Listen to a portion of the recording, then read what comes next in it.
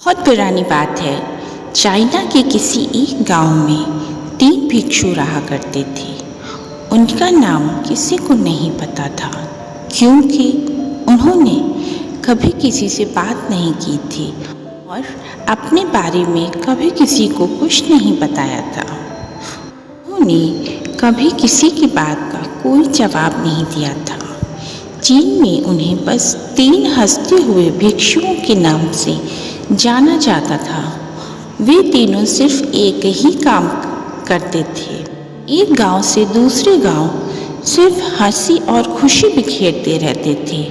वो एक गांव में जाते और वहाँ के बाजार के बीचों बीच खड़े होते और हंसना शुरू कर देते। यह अपनी पूरी खुशी और प्रसन्नता के साथ हंसते। कुछ देर बाद अचानक ही लोगों का ध्यान उनकी तरफ चला आता और धीरे धीरे उनके सामने लोगों की भीड़ चारों तरफ जमा होने लगती। इतनी लगन के साथ वो हंसते रहते कि उनके पास आया सारा व्यक्ति हंसी में डूब जाता और ऐसे करते करते सारा गांव उनकी हंसी और खुशी के माहौल में डूब जाया करता था। वह भिक्षु न कभी बोलते थे और न ही कभी उपदेश देते थे और न ही कोई शिक्षा की बातें किया करते थे। वे जहाँ भी जाते थे अपनी हंसी के साथ ऐसा माहौल बना देते थे कि लोग अपने सारे दुखों को भूलकर सिर्फ हंसने लगते थे और हंसी का माहौल हो जाता था।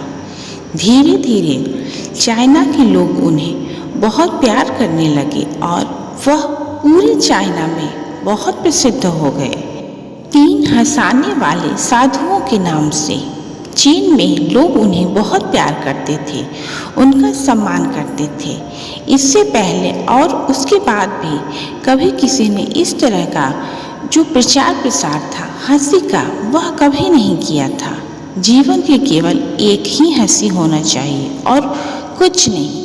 वे विशेष रूप से किसी के ऊपर नहीं हंसते थे, वे बस हंसते थे जैसे कि उन्होंने ब्रह्मांड का मजाक समझ लिया हो, जैसे कि उन्हें ईश्वर का मजाक समझ में आ गया हो। उन्होंने एक शब्द का उपयोग किए बिना पूरे चीन में इतना आनंद फैला दिया कि आज से पहले किसी ने ऐसा नहीं किया था।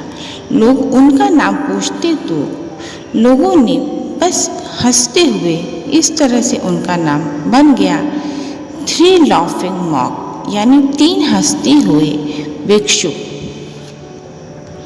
इस तरह चीन में घूम घूम कर लोगों को हंसाते हुए समय के साथ वे तीनों बूढ़े हो गए।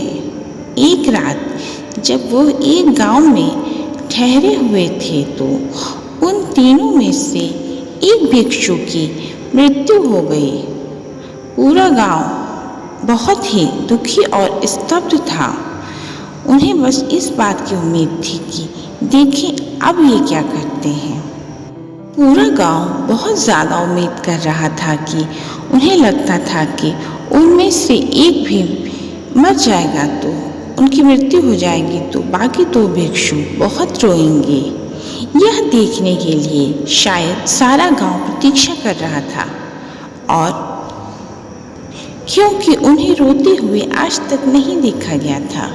जब सुबह हुई तो पूरा गांव इकट्ठा हुआ, लेकिन दोनों भिक्षु तीसरे की लाश के पास खड़े होकर जोर जोर से हंस रहे थे। ऐसी हंसी जैसे उन्होंने आज से पहले कभी नहीं हंसी थी।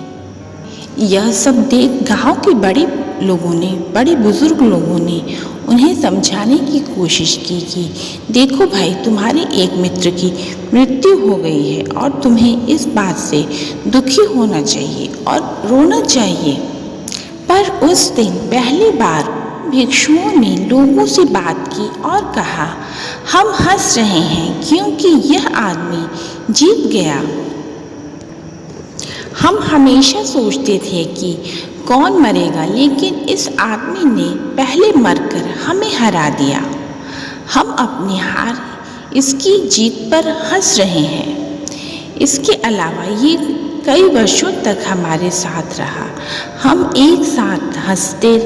हमने एक साथ दूसरे की मौजूदगी, खुशी, उपस्थिति का आनंद लिया। उससे अंतिम विदा देने का इससे बेहतर तरीका नहीं है। क्या हो सकता है?